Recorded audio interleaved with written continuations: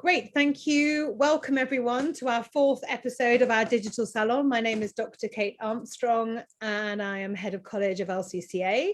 Today I am joined by Alyas Latif. Good afternoon, everyone. Our course director for graphic design, and Sadie Clayton, artist, woman, and course director for fashion. Hello. And before I carry on, it's been a bit of a hiatus with our digital salon. I'm sure our eager viewers have been wondering where we are, and I can't find our link to our jingle either. And we just wanted to say Happy New Year in February 25th. And this is our fourth episode, as I've mentioned. We're missing someone today. Actually, no, you had an episode whilst I was away ill, didn't you? And apparently it went really well, and it was the best one you ever did. And so today I would like to ask you, please join our Facebook as you are, like it, whatever you do on Facebook. Join us on YouTube, Instagram, Twitter, all of it. We're trying to make sure we get more membership. So next week on the 8th of March, it is International Women's Day. And so it's perfect timing for our topic of this week, which is females, women in creative leadership roles. And I'd like to talk about where that inspiration came from, because with our digital salons, they are literally us talking and deciphering what is interesting to us, and we use that as a platform for what we'll discuss. So Alyas and I were chatting away rather intellectually about Susan Sontag, and I didn't know who she was, and he educated me and said she was an inspirational female filmmaker, writer, teacher, and political activist. And from that, we use that as a platform and a catalyst to start talking about women in leadership roles, and then of course in creative industries. We shared our experiences of female bosses, male bosses, and so on, and we thought what a great subject to talk about. So Alyas will be moderating this week, so I shall hand over the reins to him and he will guide us all through. So over to you. Thanks, Alyas. Thank you very much. Thank you. Our conversation on Susan Sontag came about because I am a huge fan of her. She's a great writer and activist, as you mentioned, and also a female intellect. She was introduced to me by one of my female mentors, Jean Sillett, who taught me architecture when I was very young. Our conversation was mainly about the female influencers in our life. So Jean Sillett was one of my key female influencers. And also we talked about who else influenced us in our life. And I noticed that in majority of my upbringing and professional life, the key leadership influencers have happened to be women. I see I'm in a place again where I'm at the LCCA, and Dr. Kate Armstrong. You can't get away from it, can you? Is a key female influencer in our life, in my life, Sadie's life, as a mentor. So huge pressure on Kate's shoulders to influence us and mentor us. So to start off our discussion, I would like to know who has been the key female influencers in your life, Kate. Oh, straight to me. I think let's kick off with Sadie. I've had quite a few actually, but one that kind of stands out the most is Carol Franklin. She is obviously a huge diversity advocate. She was, the woman, the face of the clothes show on TV, and a huge model and activist back in the day, and actually still is. And I think I hold her close to my heart because growing up in a very white area and having this dual heritage and not quite understanding where I fitted in, when I moved to London and she did my graduation ceremony, I really resonated with her words. And then I went on to intern for her, and her company was called All Walks Beyond the Catwalk, and it was looking at diversity on the catwalk, different women, different roles and different body shapes. And since then, I've, I'm part of this initiative called FACE, and we talk about equality, diversity, inclusion within the fashion space and the educational sector as well. And the way that she speaks is so poetic, and, she's, as a white woman, I feel like she really understands like Black and brown spaces. So that would be one. And then the other I'd like to mention is somebody called Mandy Leonard, who is like the PR queen in the fashion world. And not only did she kind of make Gareth Pugh and works with MAC makeup and Barbie and a whole array of brands, but she also helped me when I had my fashion label to like really put myself out there and talk about myself as a brand and my identity and who I am and what my voice is. And since then we've become really good friends, and she's really tough, and she's from Leeds, actually. She's a Yorkshire woman, and nobody messes with Mandy, and she knows her stuff. And I remember the day when I'd said, you know, I've left the fashion world and now entering the art world, and she was like, I told you can do anything you put your mind to it. You know, the world is your oyster, the universe is your canvas. And you know, she's just, yeah, someone that I look up to. So that's just a couple, but I've got plenty more. Over to you, Kate. I hear you. There's so many. I love that. The universe is your canvas. I really like that. First, a real example was my first boss, and I won't mention names because she's actually now in part of the Gus group, and I'm not sure if she'd feel comfortable or not, but she hired me as a PhD student and was incredibly supportive. And then as I went through to senior lecturer, and then she left the university I was at, and I followed her and became director of programs. And then our paths were crossed again, and then we worked together on strength-based education projects when I went into a more senior leadership role, and always felt as she was a friend as well as a mentor, and I could lean on her and ask her questions, which is incredibly supportive when you're starting out. And especially given the business that I'd fallen into, which at the time was business schools in universities, which are highly dominated by white males. That's just how it was. And then as I led more into the creative industries through the lens of museums and galleries, that's where my research went. And then I spotted a niche in the market in 2015 when design fashion schools were merging into business schools, which would support their ref, it would support their ability to get funding, etc. I then created the Fashion Marketing Consumption, really snappy title, Research Network. So similar to Sadie, you know, I think it's great to be involved in these networks and be chair and find them and develop them as well. And that was a springboard into a fantastic new world of a lot more females, which you find generally in the fashion space and creative industries, or people that will embody their male and female characteristics, because we're not really talking about gender here, although that's the starting conversation.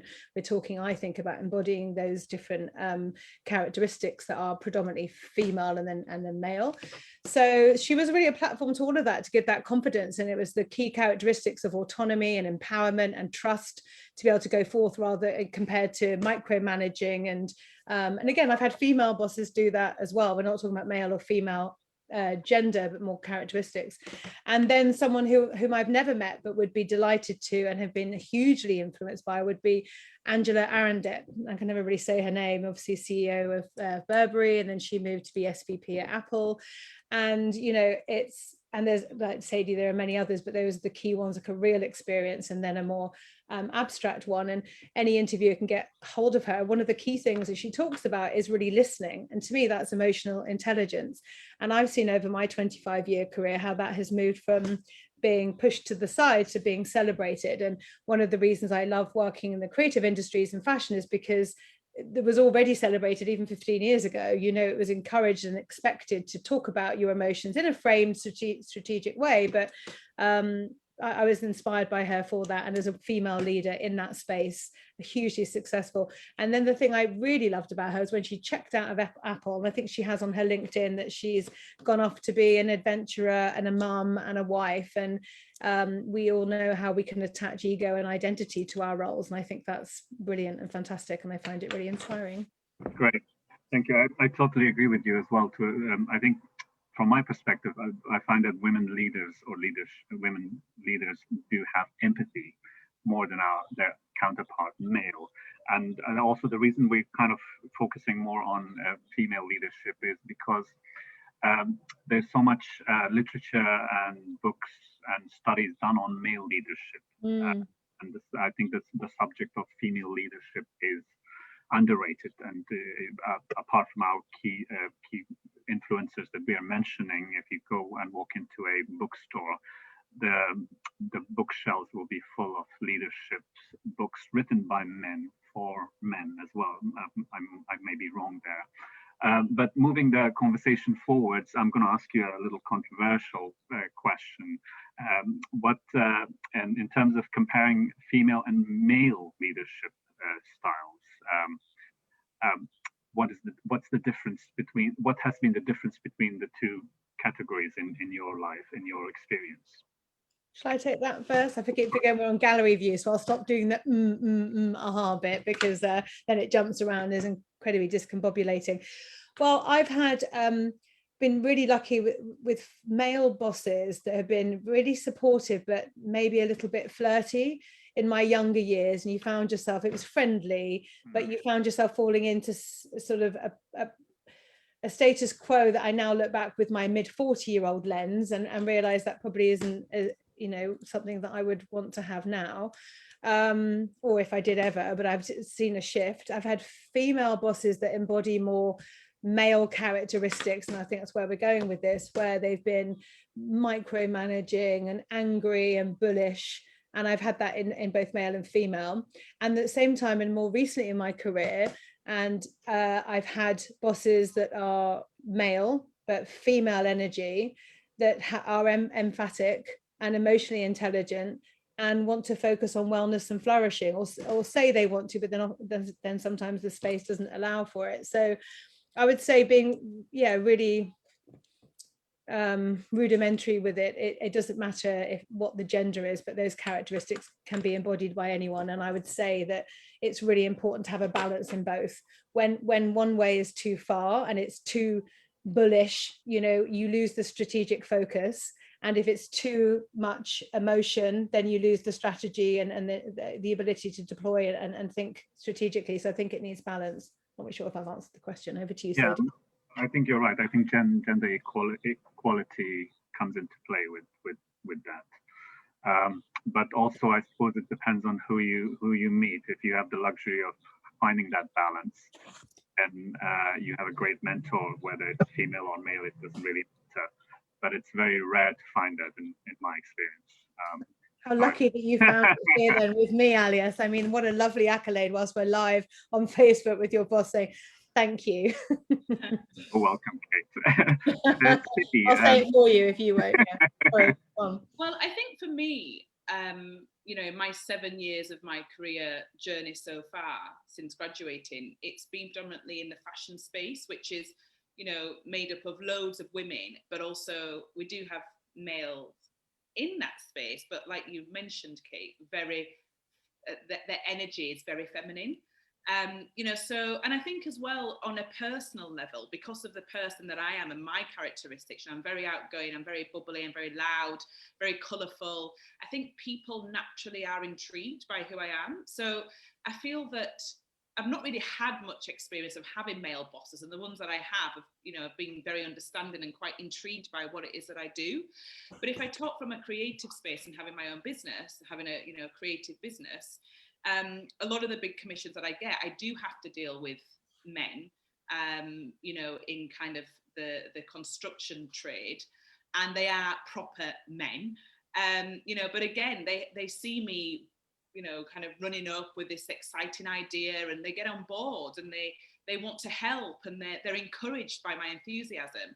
So I think a lot of the time, there is this kind of notion of, male and female leaders, but actually I think depending on who you are as a person, you can sort of navigate it and sort of, use it to your advantage. So I've never really had a bad experience with a male boss as yet. But luckily I've got a fabulous female boss, a female leader. So I'm all good. What point, Sadie? Yeah, you're like, uh-oh. No, we're not biased here. We have a very open and very honest exchange, don't we, all of us, and a lot of giggles as well. And I think I'd also say that in a given day or a week, we can embody one way or the other. The spectrum moves, doesn't it, according to how much coffee Fabio has had or not. Yeah. And where the moon is, and where the moon is. Because right, I mean, we've all been feeling the moon in Mercury retrograde, right? And there's been a shift, and it's been palpable. And by the way, it's a full moon tonight, isn't it? Tomorrow night. Oh, is it Thursday? No, it's Thursday today. Today is 26th for full moon. I think you'll find. I mean, I'll just check my calendar. Anyway, carry on waxing. No, you're quite right. I apologise. Live on TV. I wouldn't say always. Armstrong's always right. So, another term that I that works well for me is actually, rather than labeling female and male leadership, I think creative leadership is a subject that I've looked into more. because this also broadens the view that where you don't necessarily have to be in a business environment or an entrepreneur and et cetera, to call yourself a leader. I think creative leadership can be anybody. It could be a nurse, it could be a janitor, it could be one of the a lecturer and so on. So that it's a good idea moving forward and looking into the future to avoid labeling the leadership role with regards to male or female. So where do you guys see the role of leadership going forward, the role of female leadership going forward into the future? Kate.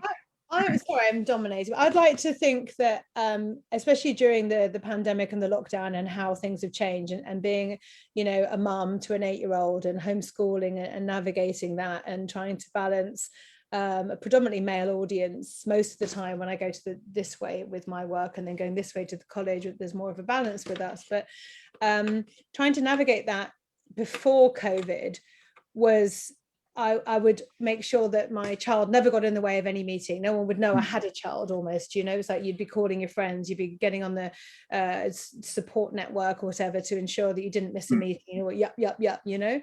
And now it's almost legitimized the fact that you do balance and juggle. And when you focus on productivity rather than being visible or turning up in a specific time, or it's become more flexible. And I hope that would last. I hope that blueprint is taken forward, where, I mean, we all know now that there's no argument to say that we can't work at home because we've all been productive.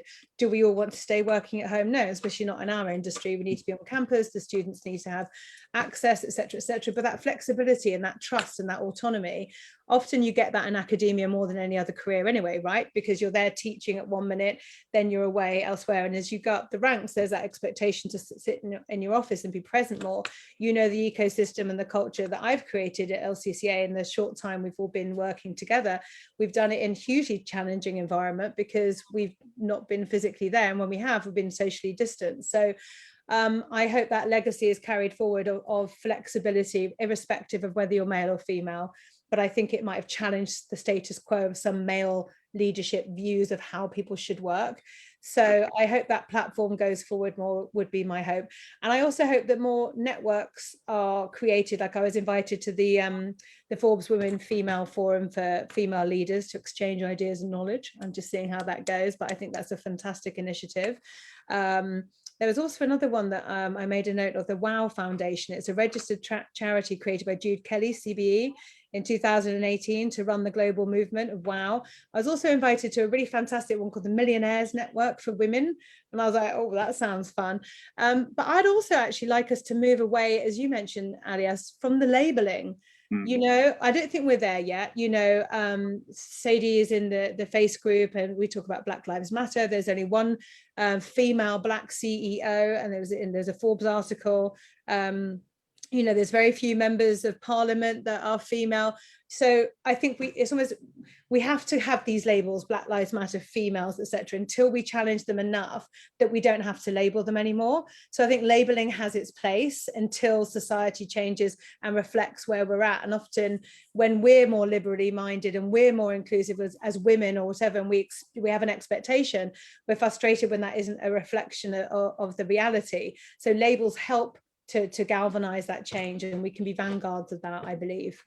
No, I absolutely agree with you. Also, because I come from a profession that's predominantly male-dominated. From working in architecture, it's still considered to be a boys' club because a lot of women join the profession, but don't tend to complete it or continue that. So. But I also think that there's much more support in terms of promoting female leadership. There's much more forums. There are more mentors mentoring younger women, girls, to take on the leadership role, to sit around and not get intimidated by the men sitting around the table. Sadie, what do you think of the future of? So I think social media plays a huge role in this, because especially through the pandemic, there's so many women that go live or have these new initiatives around mindfulness, well-being, fitness, or just going live and talking about their feelings. And, you know, we all know that men struggle to discuss their feelings. You know, they find it hard to say how they feel. Some men. Some men. No, most, actually. And, you know, so I feel that through these initiatives on social media, it's allowed men to really think about how they're feeling and, you know, get in touch with their emotional side. For example, my friends have got this amazing group called Her Hustle, and it's about women hustling in any industry, from food, tech, fashion, art, and you know, they invite Her Hustle. Her Hustle. Her Hustle, yeah. You know, and again, they put on loads of like webinars and workshops and talks and great things to get involved with. And I feel that it does take that female lead to, you know, that energy and that empathy to kind of put themselves out there, to talk about how they're feeling, open up that space, and then everybody else can jump on board. And I found that actually there's an incredible guy called Stuart, I've forgotten his surname, but his Instagram's called Breath Pod. And every day at 7:30, he leads these breath technique workshops, and he's got an incredible following. He's just got his own show on radio, on BBC Radio 1. You know, so more and more people are following that suit. So yeah, I think it's great. I love that. I'm looking it up. Breath Pod. Yeah, he's amazing. Every morning, 7:30. Nice. Alyas, I thought what was interesting, you're talking about intimidation, and I think that's really true. Yes. I think that when something is either male dominated or any space actually, but it can feel intimidating. As I mentioned in my example, once I found that window into, you know, fashion academia through navigating around museums and galleries and creative industries, I took a breath pod fresh of air, you know, I really did. See where I did that? I really did, because I sort of felt like I was in a space where I could have fun at work. I could wear my high heels if I wanted to, or my Vans the next day, and have that kind of agency vibe that, you know, we've talked about when we came here to LCCA and we were in the campus for like a minute. And we want to create that space and fuse it so that people can be whomever they want to be. They could be more masculine that day, or more feminine, or gender neutral, or whatever. And so that we move ultimately away from labels, but in the interim, that female energy, whether occupied by a male or female, is what we're talking about, and shifting change. And astrophysically, we haven't shifted from a male energy to a female energy. So most of those men that you said, Sadie, and I'd like to hope that it's hopefully not so many of them, but yeah, hopefully they feel. In my sector it is, in my, you know, in the creative industry, you know, I've got quite a few male friends, and they'll talk to me about it, but then we'll have an open discussion about how they struggle to find that space. Like, who do they talk to? Where do they turn to? How can they discover these social media platforms where it is this open conversation? No, I agree. And I think, we need to be more accommodating so that people feel open to talk about all of their feelings like we do on a daily basis. And I wish we had a bit more of a lid on it. Absolutely. But I think that we need to celebrate female leadership, to promote it more, and to let little girls know that there is a mentor here, there is somebody you can look up to, and that allows for them to gain confidence, know that, you know, they can achieve a lot in life moving forward. But also, even if we look at how the female leaders have dealt with the COVID situation, that's been celebrated in sort of the Business Harvard Review has written an article on how female prime ministers have dealt better than male counterparts in taking the country forward in terms of dealing with the COVID situation. So I think it deserves to get a lot of praise and awards in being successful as a female leader.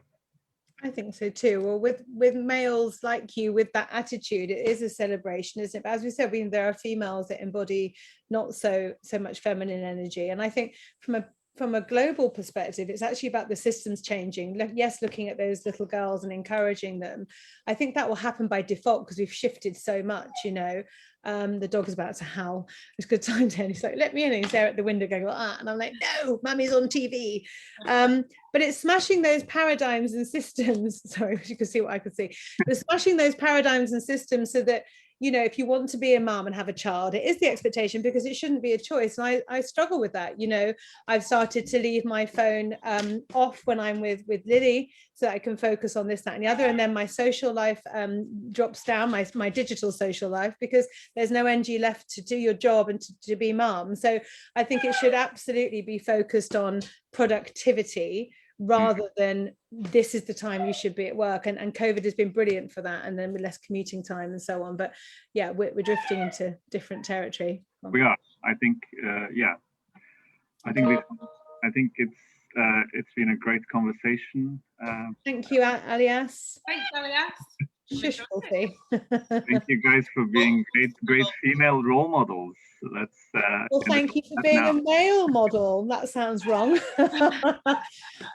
All right. I mean, thank you, Alice, for hosting. Wolfie, be quiet. What Wolfie's trying to say is our college mascot is that we have fantastic environment here at LCCA with a blend of masculine and feminine energy, and we celebrate that through our graduate attributes as well, where we're creating conscious and capable leaders who don't see through a lens of any labels, in fact. And these are the people that you guys are educating now as a pipeline to the creative industry. So it's a huge responsibility, and one we take very seriously and have a lot of fun doing as well. He's like that at the door. And yeah, let me in.